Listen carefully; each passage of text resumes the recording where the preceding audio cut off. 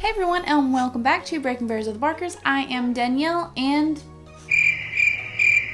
Austin is at work. But today you do have Bo and Littlefoot Barker here to join us along with the ride. In this video, we are sharing with everyone our vlog footage and our experiences of walking downtown Chicago.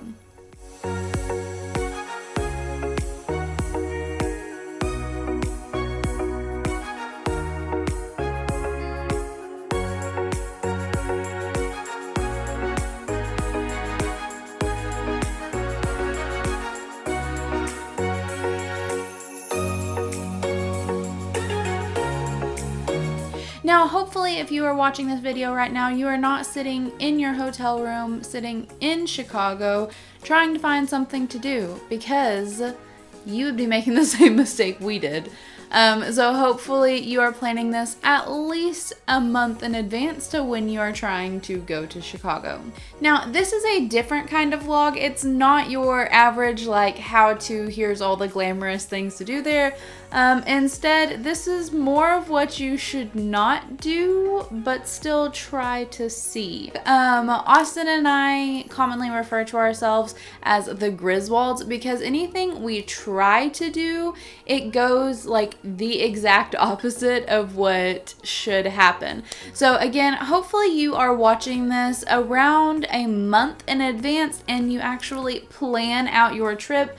Not just for Chicago, but really any big city that you visit, you should probably plan ahead of time, just because things get booked up really quickly.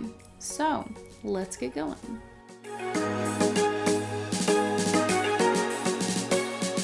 Okay, so day one in Chicago, I really wanted to show Austin the Navy Pier. And it's a 3,000 foot long pier and boardwalk with lots of food and shopping. And I remembered going there when I was a teenager. So we took a somewhat scary cab ride downtown just to find out that it was closed for some reason. So I just asked the driver to take us somewhere downtown that we could walk around and get some coffee. And she took us to Millennial Park, which is a location of the infamous Silver Bean. And it's actually called the Cloud Gate, but yeah, you can't go to Chicago and not take a picture in front of it. Next, we walked over to those big face towers, and they're actually called Crown Fountain. It's also in Millennial Park. It opened in 2004 and was designed by a Spanish artist. And he took footage of 1,000 just ordinary Chicagoans and turned them into these two 50-foot towers that stand in the middle of the park. And oh, did I mention it was a fountain? Like, while they were moving and making different faces and stuff, sometimes they'll spit water out at you. But it was closed again because it was winter. So then we decided to strap on our new GoPro onto this little guy's head and walk around. Lots of weird looks, but you know, that's okay. So still just winging it, we decided to look on Google Maps and see if there was any attractions nearby. And there was, and it was called Buckingham Fountain. And it's one of the largest fountains in the world. At times it can shoot water up to 150 feet in the air. So we saw all of these awesome pictures online and walked about 15 minutes to show up to find out. Guess what? It was closed. Oh, and I broke my shoe on the way over there. So, you know, adding all that into our walking, that's all good fun.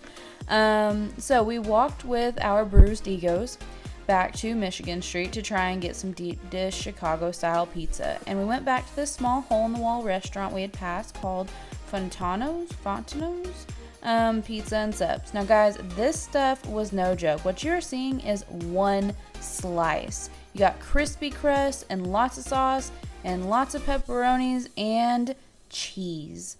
Lots and lots of cheese. Like, I didn't even care that I stained my brand new shirt that I was wearing. It was totally worth it. So the last thing I wanted to recommend to you guys was the Wendella Chicago River architecture cruise. We took a 90-minute boat ride and heard the history of different buildings along the river. And again, we were expecting the clear, beautiful skies and all of those pictures.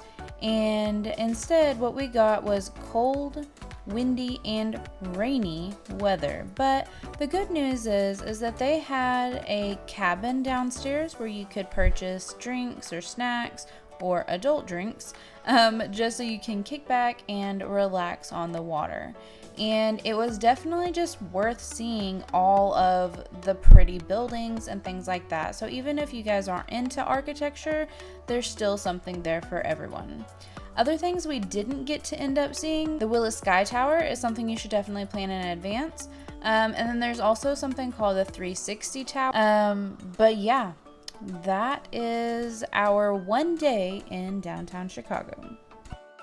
So we hope you guys enjoyed that footage of us in downtown Chicago. There is so much to see, there is so much to do, and obviously we didn't even like scrape the surface, but if you only had one day and you were winging it, then you could try to recreate what we did.